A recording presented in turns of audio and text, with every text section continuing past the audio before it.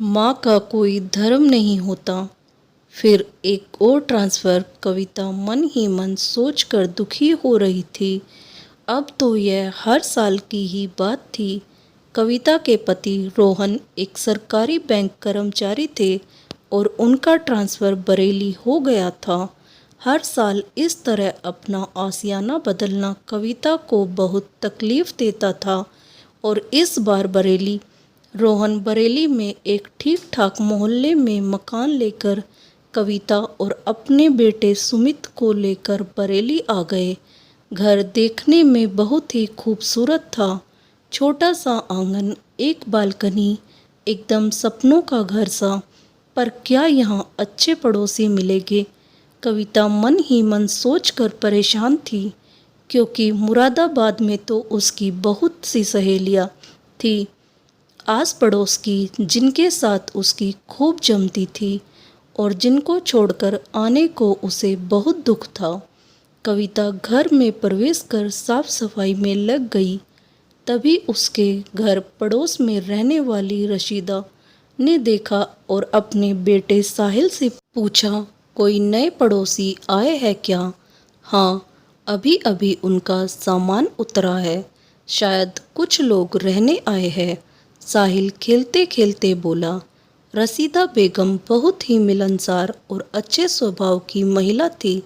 जल्द ही कविता और रशीदा बेगम एक दूसरे से घुल मिल गए। सुमित और साहिल भी अच्छे दोस्त बन गए थे।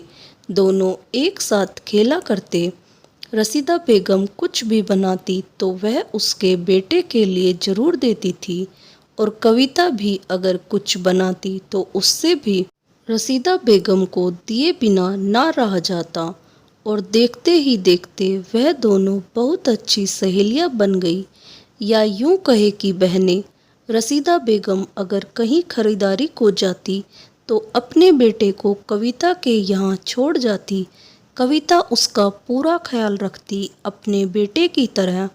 इस तरह हंसते खेलते कविता के दिन बीत रहे थे कि वह दिन रसीदा और कविता के ऊपर कहर बनकर टूटा। कविता सुमित का इंतजार कर रही थी, जो कि पास ही की दुकान से कुछ सामान लेने गया था, कि तभी उसे बाहर कुछ आवाज़ें सुनाई दी। बाहर निकलकर देखा तो वह दंग रह गई। बाहर सैकड़ों की संख्या में भीड़ चली आ रही थी, जिनके हाथों में लाठी, डंडे और तलवारें थी। कविता यह दृश्य देखकर सिहर उठी। उसने जल्दी से आकर अंदर दरवाजा बंद कर लिया। शहर में दंगे की आग भड़क चुकी थी। सभी एक दूसरे की जान के प्यासे थे। कविता ने झट से रोहन के पास फोन मिलाया। रोहन दरवाजे तक पहुंच चुका था और घर में घुसने ही वाला था कि भीड़ रसीदा बेगम के घर का दरवाजा तोड़ने की कोशिश कर रही थी। रोहन यह देख न पाया और वह उनकी मदद के लिए आगे बढ़ा, पर उन्मादी भीड़ किसी के कहे में न थी और रोहन को लहूलुहान कर दिया और रोहन ने वहीं दम तोड़ दिया। रसीदा बेगम ने दरवाजा टूटता देख साहिल को अलमारी के पीछे छुपा दिया और खुद आगे के कमरे में छुप के बैठ गई। भीड़ दरवाजा तोड़कर अंदर दाखिल हुई और रसीदा बेगम को ढूंढ लिया और बेतहासा पीटने लगी।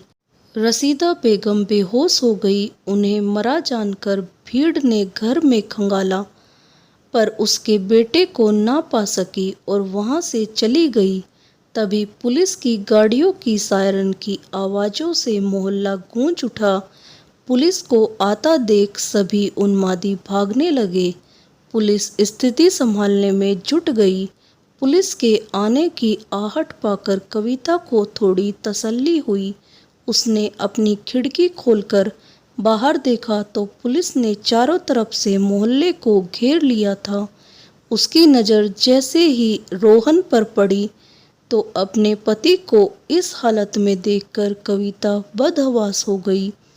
तभी उसे सुमित की याद आई। सुमित, सुमित, मेरा सुमित कहाँ है? बाहर गया था, वह चीखने लगी। चारों तरफ था, तो बस धुएं का गुब्बार और चीख पुकार की आवाज़ें। वह दौड़कर रसीदा बेगम के घर गई तो बाहर वाले कमरे में रसीदा बेगम मरणासन हालत में पड़ी थी। सांसें शायद थम गई थी, पर उसे घर में कहीं सुबकने की आवाज़ आ रही थी। उसने चारों तरफ देखा तो अलमारी के पीछे साहिल पैरों में मुंह छुपा रोए जा रहा था। कविता उसे सीने से लगाकर जोर जोर से रोने लगी। आज कविता अपना सब कुछ खो चुकी थी। दंगे में मारे गए लोगों की लाशों में एक लाश उसके बेटे की भी थी। कुछ न बचा था उसके पास अब। वो पथरा सी गई थी। चाची, चाची, मेरी अम्मी कहाँ है? कहाँ है वह? क्या वह मर गई? क्या वह भी अब्बू की तरह मुझे छोड़कर चली गई? साहिल पूछता रहा। मैं हूँ ना तेरी अम्मी।